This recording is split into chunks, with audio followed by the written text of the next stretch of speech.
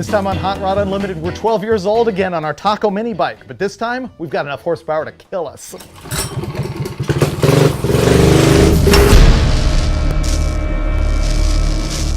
So why is Hot Rod Unlimited talking all about mini bikes today? Well, it's because they're little two-wheeled hot rods, and we all remember them from when we were little kids and had to have one because we probably read about them in a car magazine. Back in like 1960, the car magazines were all over the mini bike scene. As a matter of fact, you saw them in Hot Rod, Carcraft, and especially Rod and Custom. Lynn Wineland was a guy who was the art director of Rod and Custom and then the second editor, and he also worked for a guy named John Steen who was involved in making mini bikes, and he was the PR guy who came up with the name mini bike. And back then guys were racing them. There was Go-Kart Raceway out in Azusa, California, where guys were dicing it up on these things in go-karts. It was the scene. It was owned by Duffy Livingston. Also, a guy named Donald Jolly was an artist who worked for Rod and Custom doing freelance illustrations and things, and he came up with that little bean drawing of the taco that you know so well.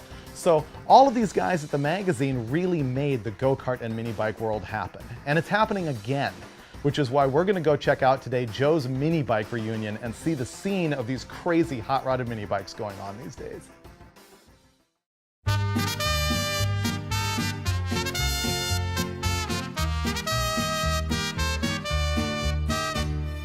Why mini bikes?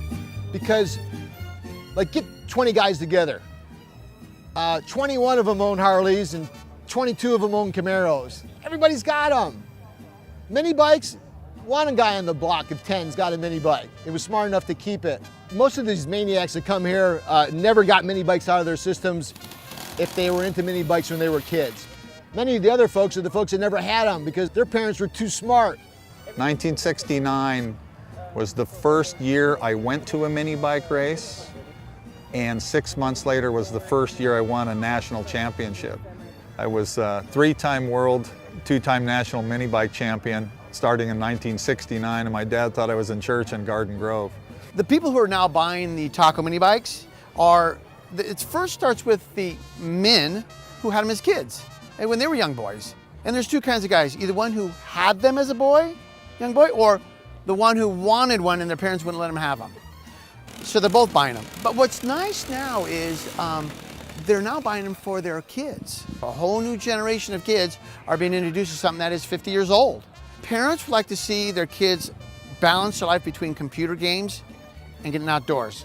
They want that thing that they had. When I was a young kid living in upstate New York, I saved and begged and cried and whined until I got my first mini bike. And I instantly went from the skinny kid in the apartments to the cool guy because I had a mini bike, damn it. And with that mini bike, I got some really good scars. I gained a little bit of independence, and it got me started into mechanics, because this is where you learn trial and error mechanics, and this is where you learn that if you don't put the brakes on correctly, you're not going to stop and you're going to get killed. And unless the gas works, you don't go anywhere. And unless the carburetor's clean, it don't start. So mini bikes helped me get started on my path and my love for cars.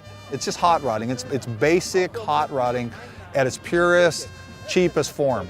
The lawnmower engine, two wheels, doesn't have to look like this, doesn't have to do nothing, can be a chopper, can be, high, low, whatever. Like so many forms of motorsports, the hobbyists, the enthusiasts, the guys who were hot rodding the mini bikes, they were all the West Coast guys. And that's where they were, and that's where they still are. Guys like Dave Miller has his own shop, still to this day building custom mini bikes, stretch frame mini bikes that go 100 miles an hour. My lawnmower shop buddy had a Kohler 800cc V-twin lawn tractor engine that started out as 29 horsepower, 44 foot-pounds at 5,500 RPMs. So just with turbocharging and a little tweaking on the camshafts and some O-rings in the heads, it's 102 horsepower, 91 foot-pounds at 6,500. I built the frame, fuel tank, seat, and all that in true Bonanza fashion, because to me, I always loved the Bonanza mini bike thing. I have ties to that company from racing for them as a kid, and everybody recognizes that color scheme, those frame bends, that gas tank shape. So yeah, that's where that came from. That model Bonanza would be an SH 1500. That white tank blue frame had a 100cc engine in it originally. I call it the TF for Top Fuel 1500 because it's the same livery on the colors and badging, but now it's just got the fuel motor in it. I think that the simplicity of it is what's so intoxicating and so inviting for our young kids. If we can get them started on mini bikes, we know that they'll all be future Hot Rod magazine readers, that's for sure.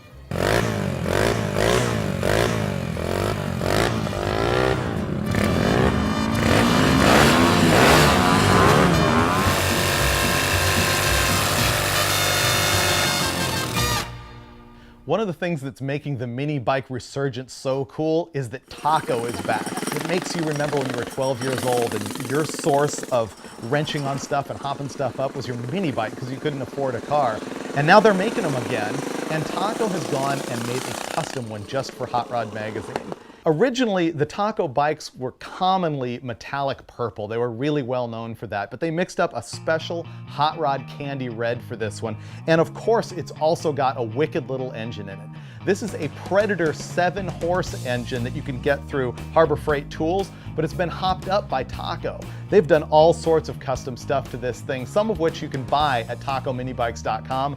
Others currently are just a custom one-off. For example, this finned side cover, which is sort of mimicking an old finned aluminum valve cover, that's a custom one-off. But from Taco, you can get this gas tank mount, the special header and muffler combo, which sounds really cool and throaty. It's also got a McCuney carb and a special intake manifold and a trick reusable air filter. We're thinking this thing makes almost 10 horse. You ride it up and down the street, and I'm telling you, this thing will throw you directly off the back of the bike. It really is just like 1964 all over again, but with more horsepower. They're cheap to build, or you can go all hanging out with them. It's what hot rodding's all about. Wow, I'm not bleeding yet, but I will be soon. That's it for this time on Hot Rod Unlimited.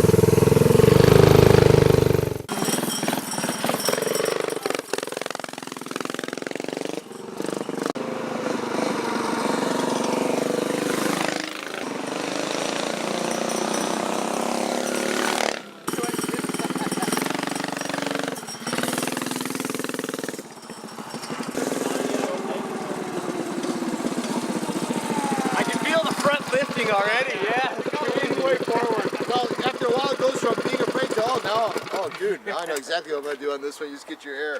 The color is cool in the sun. Yeah, it's really good. Yeah. It's a great color. And I feel like I'd have more courage in in dirt, you know. And Yeah, because something softer than asphalt. Yeah, because if you go, you're going to go on that.